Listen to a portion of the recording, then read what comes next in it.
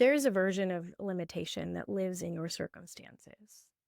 And there's a version that lives in the language you use to describe your limitations, the beliefs that you inherited before you were old enough to question them, and the identity that you built to survive a version of your life you have long since outgrown.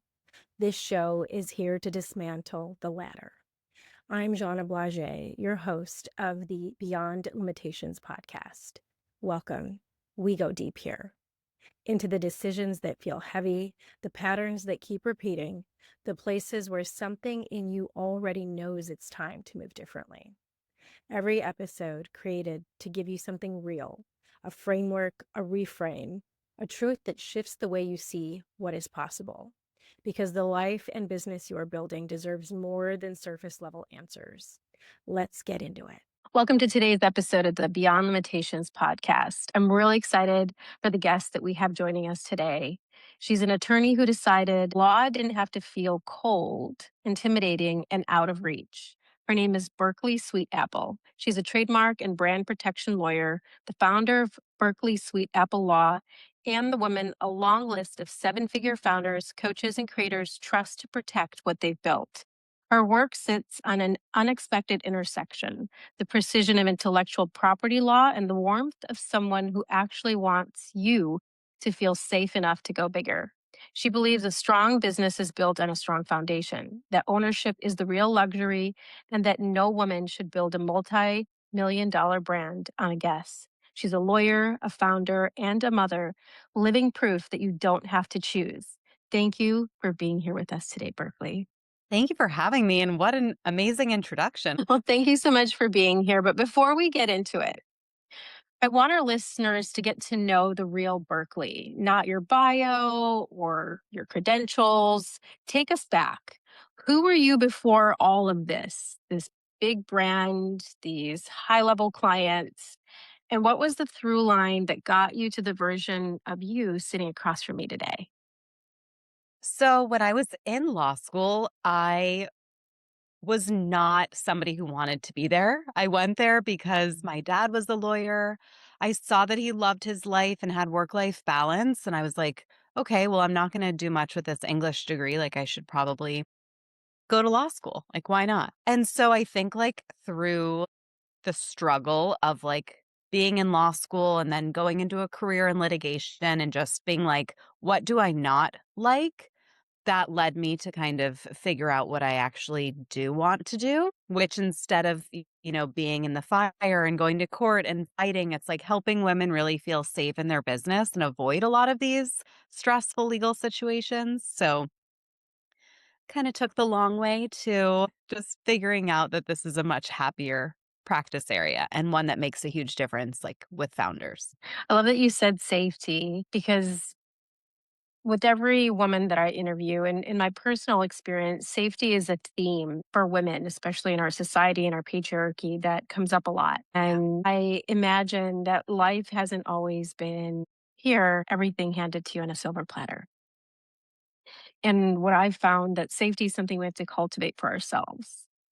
When you have safety, that's when you can actually create a life beyond limitations. And so when you think of the type of safety that you provide when you support your clients, what do you see come up most when you first meet with somebody that hasn't ever considered getting trademarked or work with an attorney? What are some of the things that they fear that you see coming up the most? So women come to me and they say, I'm afraid of doing something wrong. Like I'm somebody who does things right. And I know that I don't know everything in this area. And I don't want to mess up. I don't want to get sued. I don't want to get a cease and desist. I'm afraid of being copied. I'm not putting myself fully out there because I don't feel protected. I don't feel like I have my all of my I's dotted and T's crossed. So I'm kind of holding myself back from showing up in this big way that I know I can show up. Um, and emotion, like you said, emotional safety is like the foundation of creativity, of, visibility, of all of the things we need for our businesses to explode. Like it all starts with how we feel inside. Absolutely. Well, you have the thing that many people are told to chase: the law degree, the firm track, and a quote unquote safe, there's that word again, version of success on paper, no limitations. Yet you chose to walk away from it all and build something on your terms. What did you have to unlearn about success before you could build a career that matched your vision outside of what society deemed normal or acceptable? So I've always been somebody who has cared more about how things feel than how things look. So when I was doing litigation, like it didn't feel safe in my nervous system and in my body. Some people are built for the fight. I'm not. I can do it, but I'm dysregulated inside, fighting day after day, getting angry email after angry email all day long. That's just not how my nervous system is built. And that's not how I wanted to like spend my days and my nights. So just kind of following how I felt about things. And at first I thought, well, maybe this isn't law at all. But then kind of through different things, like I tried to monetize a blog because I was going to get out of law. And I met other women who were trying to legally, they asked me legal questions about their businesses they were scaling. And I'm like, okay, well, it feels good in my body, to be like working with women who would be my friends, doing the type of law that is not contentious all the time. So just kind of like leaning into the fact that like life can actually feel good. Like it must feel good. Yeah. It can look good too, but like most importantly, it needs to feel good. And that's success to me. Mm-hmm. Yeah. Can you actually look good without feeling good first? Yeah.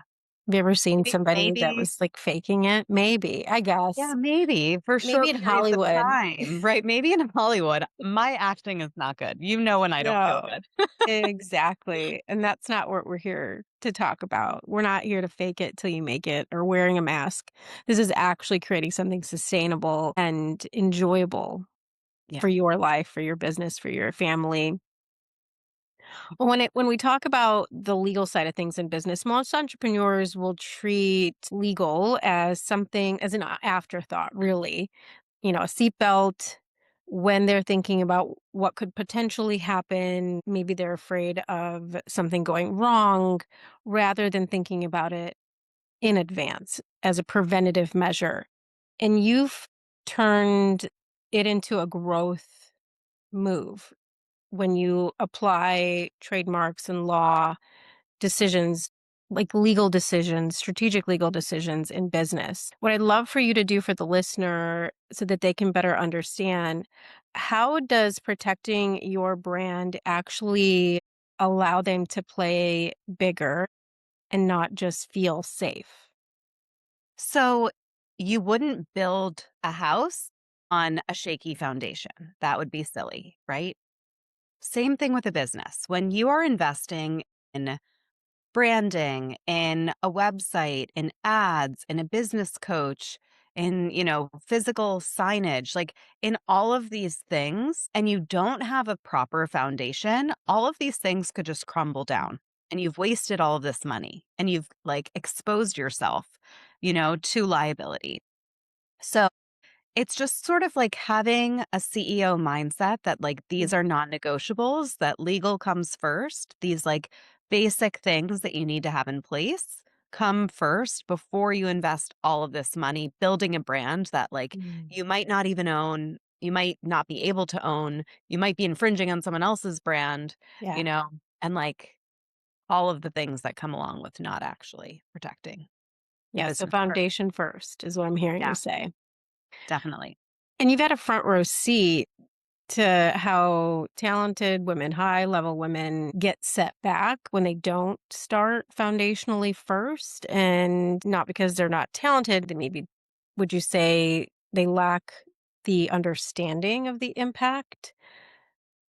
Yeah, I think a lot of it is understanding. I think a lot of my clients who have gotten cease and desist letters and had to rebrand, they're the clients Sure. who come to me before they launch anything, and they are like, okay, let's make sure this name is clear. Like, let's Yeah. trademark it before I launch. So I think knowledge and understanding is one.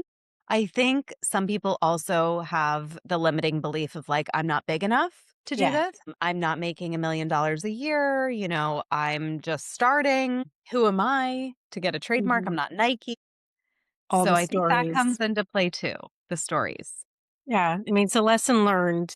If you've gone through it once already, then of course, now they're ready to come and see you. So Yeah, by being able to support them before that, what a win to right. avoid having to rebrand and the cost of that financially, time wise. It's such a stressor. And most people, would you say, similar to what I've heard in cybersecurity, like you're one hack away from losing everything?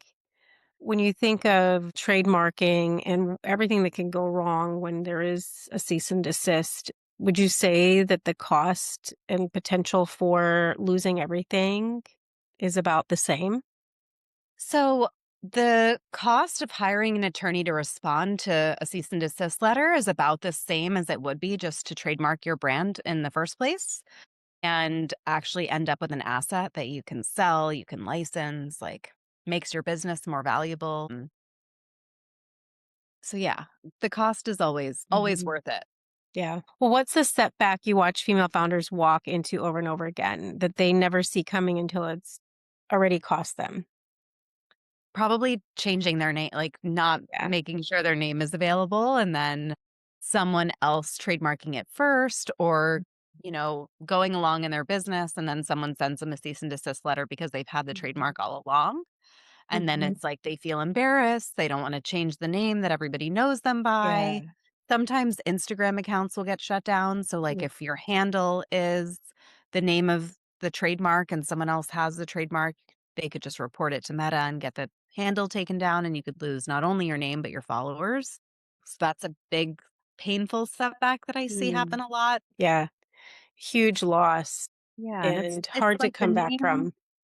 It's the name and it's the recognition and it's the money tied to the name, but it's also like the energy that it takes from you as a business owner to fight this battle and to be Absolutely. distracted by it when you should be running your business. Absolutely. And so one of your clients said that her income tripled after working with you and said that it was not a coincidence. That's pointing to something much deeper than you filing paperwork and getting a trademark done for them. It suggests that protecting their work changed how they value the work itself. What's the connection you've noticed between women in business or men as well, people in business, being willing to protect their business and being willing to let it grow with them? So I think this goes back to like feeling safe in Mhm. your business Yeah. and feeling like once you feel safe, you can do all of these things, Because if you're Mhm. just scaling and tripling like really ramping up your business month after month and you have all of these Mhm. holes, it can Mhm. definitely like stop you in your tracks if something happens. And then Mhm. you're like, oh, wait, I really have to slow down before I get all of this figured out. Yeah, well, what would you say was the factor in your perspective, based on your understanding, that as a result of working with you, supported her in seeing that income triple? I mean, she's very kind to say that. I can't take credit for. But there was definitely like a deeper core belief. There was a shift. Something Yeah. about having you come in and support her and I create think it was that safety. she felt supported. Yeah, she Mm. felt supported knowing she could scale. And if anything Mhm. happened, I was there. And I think that it Huge. creates peace in people's bodies and their businesses when they know they have someone they can call and like if anything were to go wrong.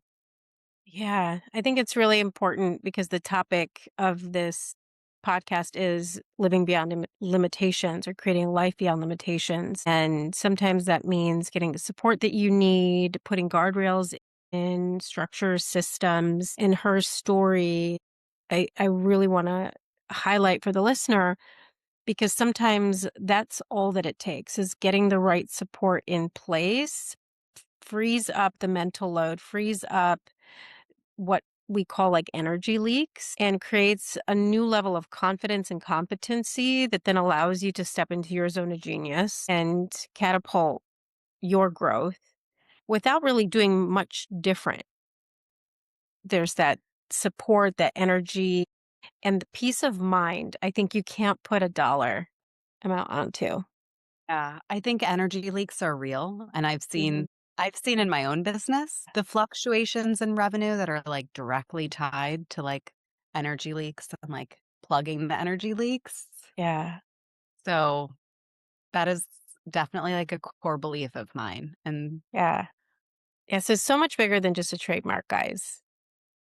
This is, yes, that's the physical manifestation of the work that Berkeley does, but it's about creating safety in your business and creating stability for yourself so that you can actually do what you love and do it well and be able to grow, knowing that you can allow things to play out as they will. Because in business, I keep hearing this, and you can tell me if I'm wrong, Berkeley, but when people hit a certain level of success and, they start to go viral, they're, in the millions to multi-millions. I know that you recently had $100,000 month, and imagine that's going to continue to grow, but you can't avoid the legal gunk that happens. It's just like everybody gets sued, everybody has to deal with haters, people trying to take them down.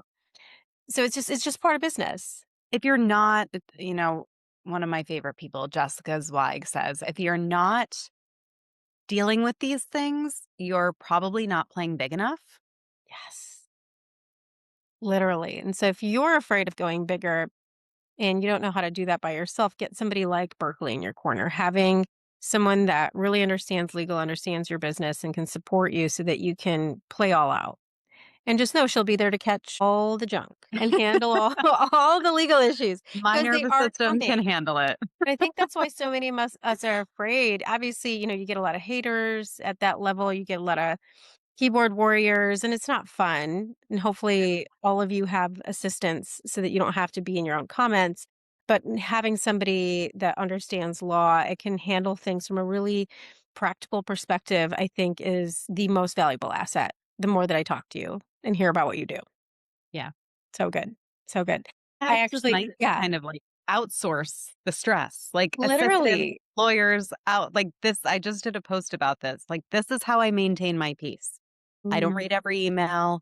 I am not the one dealing with every single response to every single cease and desist. I have a team now that handles that. And like, amazing.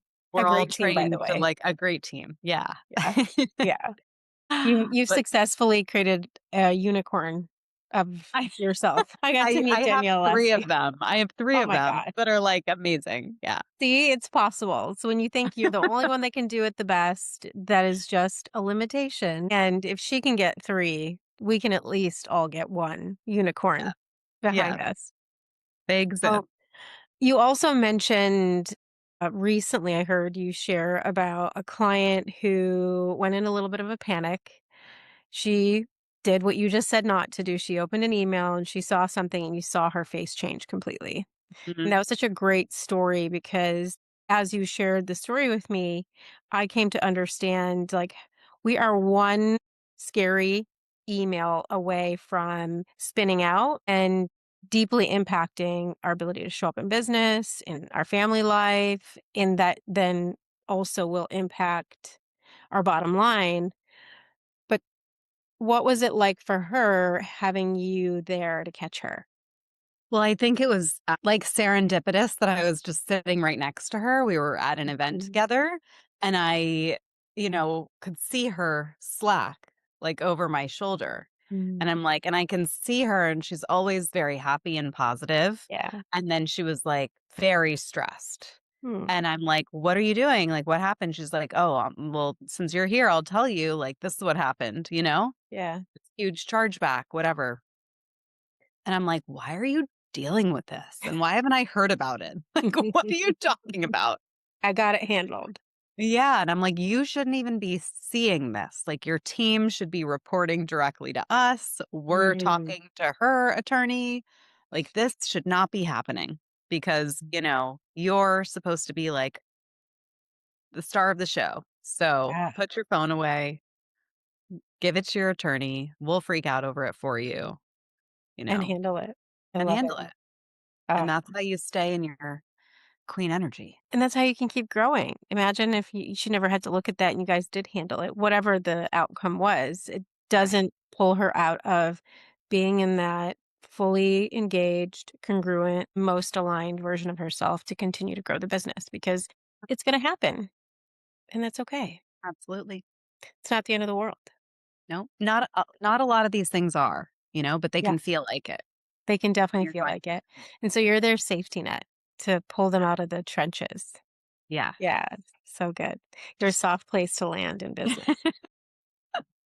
I hope I'm just like the wave of calm, where I'm like, "I Definitely. got this.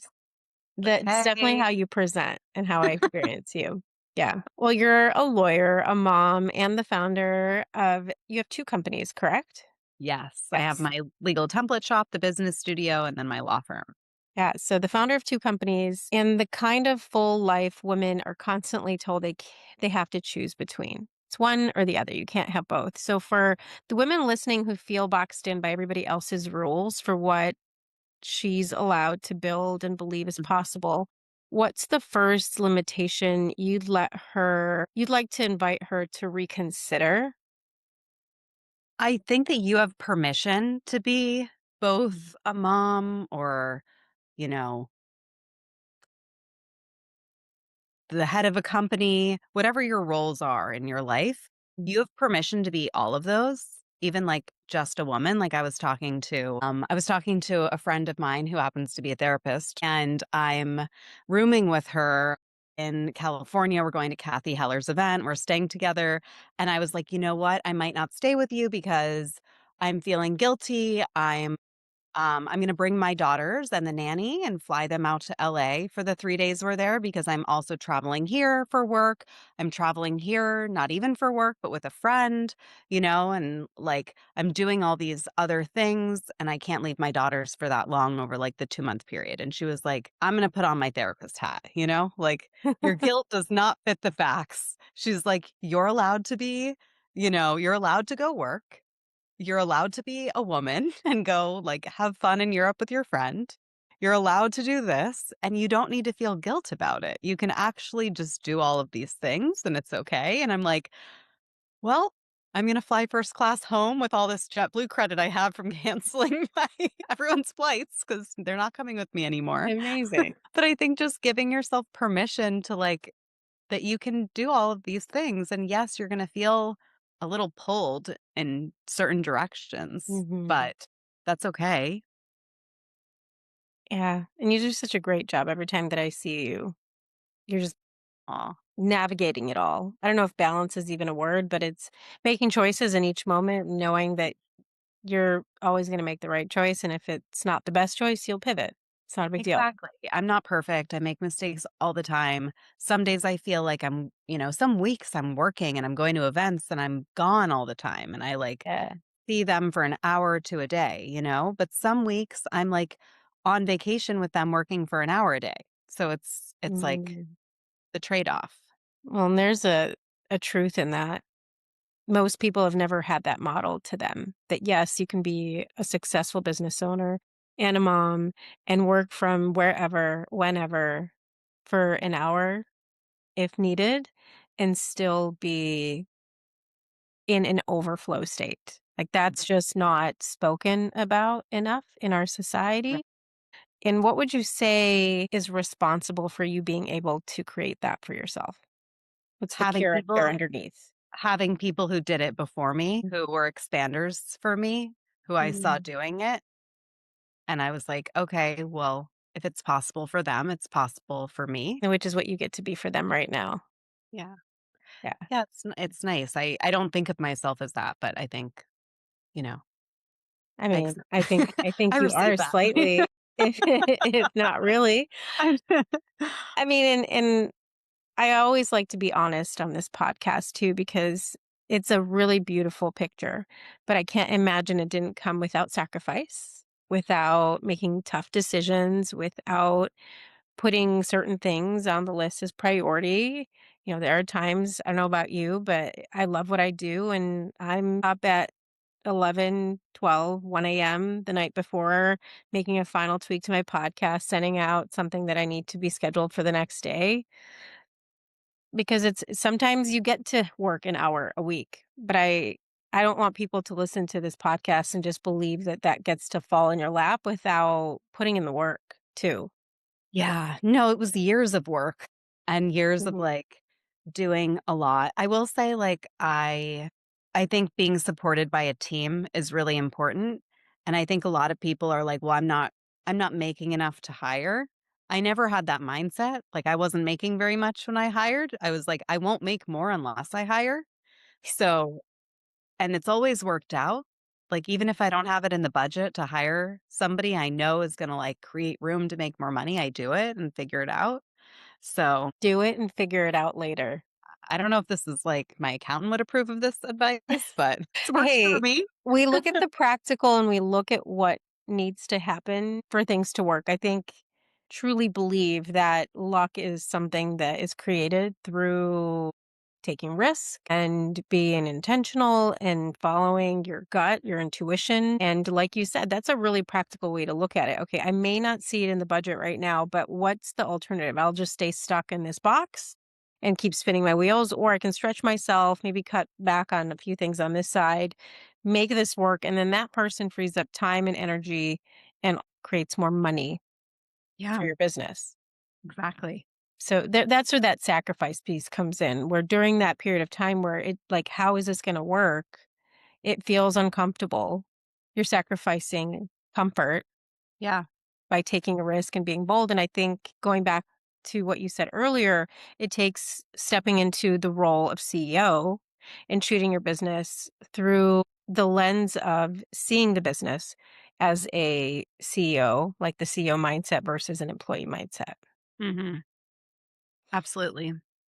Well, for those that are tuning in that are new to business or have been in business for some time, because I think that depending on what state of business they're in, if they haven't gone through, gotten trademarked, haven't had someone such as yourself to look at where they might have some gaps, some leaks, and exposure to a potential legal issue, how could they get a hold of you, connect with you, and learn more about your services? Yeah. So we offer free discovery calls, like strategy calls. So you can book one of those. They're 25 minutes and we'll do a deep dive in your business and what we think you need. I have my template shop. We have something called the Seven Figure CEO bundle, which has you can access every single like legal training, legal template in the template shop. So that's a great place to start too if you're more on the DIY lane. And then, yeah, always, you can always reach me on Instagram too and ask. Perfect. Well, I will put all of those links in the show notes as well as your Instagram handle. And you are super responsive and just the most open, warm, and incredibly safe person Aw. that I've met in a long time, and so is your team. So if any of you listening are in a position where you might need to look into getting trademarked, getting support legally, I highly recommend you reach out to Berkeley. And thank you so much for being here with me today. Thank you. You are Always so nice being around you. always. This is where I will leave you today. If today's conversation shifted something for you, share it with a woman in your life who needs to hear it. That is how this work travels. I'm Jana Blage, and this is Beyond Limitations. The limitation was never the ceiling above you. It was always the story inside you, and you are the author. See you next time.